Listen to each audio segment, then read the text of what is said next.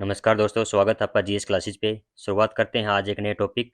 भारत एक सामान्य परिचय, इंडिया ए जनरल इंट्रोडक्शंस, जिसके अंदर आज हम देखते हैं कि इंडिया, भारत की जो नाम की उत्पत्ति किस प्रकार से हुई है और वर्तमान में भारत की क्या स्थिति है। पौराणिक मान्यता के अनुसार राजा दुष्यंत और उनकी पत्नी शकुंतला, उनके पुत्र हुए हैं भरत, जिनके नाम पर क्या पड़ा था, भारत का नाम पड़ा था। यानी कि पौराणिक मान्यता है, वो हमारे जो प्राचीन जो इतिहास है, जो हमारी पौराणिक मान्यता है, जो हमारे ग्रंथ है, उनके अंदर राजा दुष्यंत हुए हैं और उनकी पत्नी हुई है शकुंतला, जिनके नाम पर क्या पड़ा था, उनका पुत्र हुए हैं भरत, जिनके नाम पर क्या पड़ा है, भारत का, हमारे देश का नाम रखा गया है।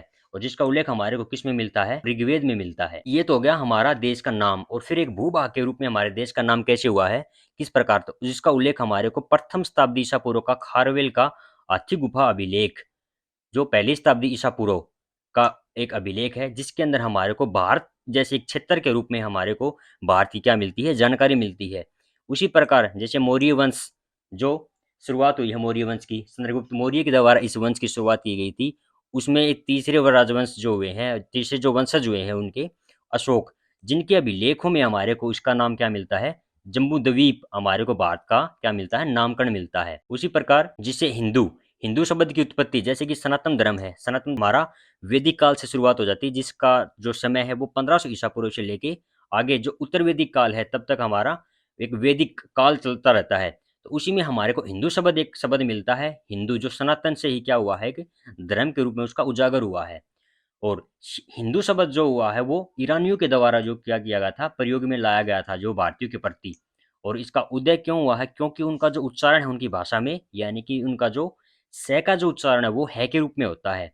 इसी प्रकार उन्होंने सिंधु, यानी कि सिंधु नदी के उस पार का जो क्षेत्र है उसको क्या, उन्होंने क्या बोल दिया था, हिंदू बोल दिया था। तो इसी प्रकार हिंदू शब्द का जो सर्वप्रथम प्रयोग किसके द्वारा किया गया था, ईरानियों के द्वारा किया गया था। फिर होता यूनानी, यूनानियों के द्वारा हमारे देश का ना जो नाम है वो इंडिया किया गया था। यानी कि जो इंडिया आज जो हम वर्तमान में जो भारत अर्थात इंडिया जो देखते हैं, वो यूनानियों के द्वारा किया गया था, इसका नामकरण किया गया था। फिर हमारे जो प्राचीन ग्रंथ है, मनुस्मृति, मनुस्मृति में हमारे को हमारे देश का नाम क्या मिलता है, आर्यवर्त। यानी कि मनुस्मृति में देश का नाम क्या मिलता है, आर्यवर्त। इस प्रकार ऐसे अनेकों ग्रंथ है जिसके अंदर हमारे को देश का नाम और उसकी उत्पत्ति के बारे में हमारे को जानने को मिलता है। फिर आज देखते हैं हम हमारे देश की वर्तमान स्थिति, जो हमारे देश की वर्तमान स्थिति कैसी है, उसका भौगोलिक क्षेत्र कैसा है और उसका किस प्रकार से उसका स्वरूप है। जैसे कि भारत का जो क्षेत्रफल है वर्तमान में वो कितना है, 32,84,263 किलोमीटर स्क्वायर। जो कुल भूभाग, यानी कि विश्व के कुल भाग का कितना है, वो 2.4% वो क्या है, विश्व के भूभाग का। फिर है विश्व की जनसंख्या, या हमारे देश में कितनी जो निवास करती है, वो है 18% जनसंख्या क्या है, भारत में निवास करती है।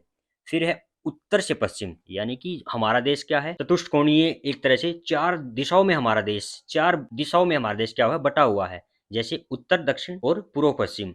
उत्तर से दक्षिण तक का विस्तार हमारा कितना है, वो है 3,214 किलोमीटर, 3,214 किलोमीटर। और पूर्व से पश्चिम की ओर हमारा विस्तार कितना है, 2,933 किलोमीटर। वर्तमान में जो भारत की स्थिति है वो क्या है, हमारे देश में 28 स्टेट हैं और 8 क्या है, यूनियन टेरिटरी हैं, जिनको 6 जोन में विभाजित किया गया है। वो 6 जोन कौन कौन से हैं, पूर्वी जोन, पश्चिमी जोन, उत्तरी जोन, दक्षिणी जोन, मध्यवर्ती जोन और पूर्वोत्तर जोन। यानी कि 6 जोन में देश का संचालन, प्रशासनिक व्यवस्था को अच्छे से चलाने के लिए इसको 6 जोन में क्या किया गया है, विभाजित किया गया है। आगे देखते हैं हम, जो हमारा जो समय रेखा है, हमारे जो समय का निर्धारण होता है वो कैसे होता है, 82.30 डिग्री हमारा जो समय पूर्वी देशांतर में क्या होता है, भारतीय मानक समय रेखा निर्धारित की गई है। जो कहाँ से ली गई है, जो उत्तर प्रदेश के मिर्जापुर से इसको लिया गया है। जो भारतीय समय रेखा ग्रीनविच से कितना है, 5.5 घंटा वो कितनी है, आगे है भारतीय समय।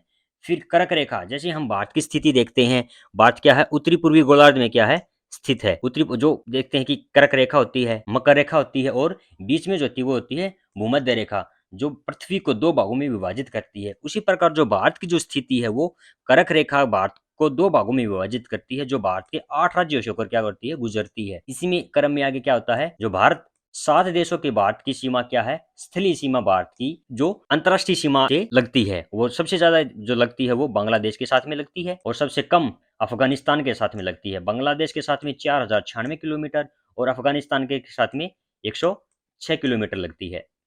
और जो भारत का जो पूर्वी और पश्चिमी जोन जो छोर है, उन दोनों के बीच में कितना समय अंतराल है, 2 घंटों का बीच में क्या है समय अंतराल है। अभी देखते हैं भारत के 9 राज्य और 4 यूटी की सीमाएं समुद्री सीमा रेखा के साथ में लगती है, जिसमें सबसे कम गोवा के साथ में और सबसे ज्यादा किसके साथ में लगती है, गुजरात के साथ में लगती है।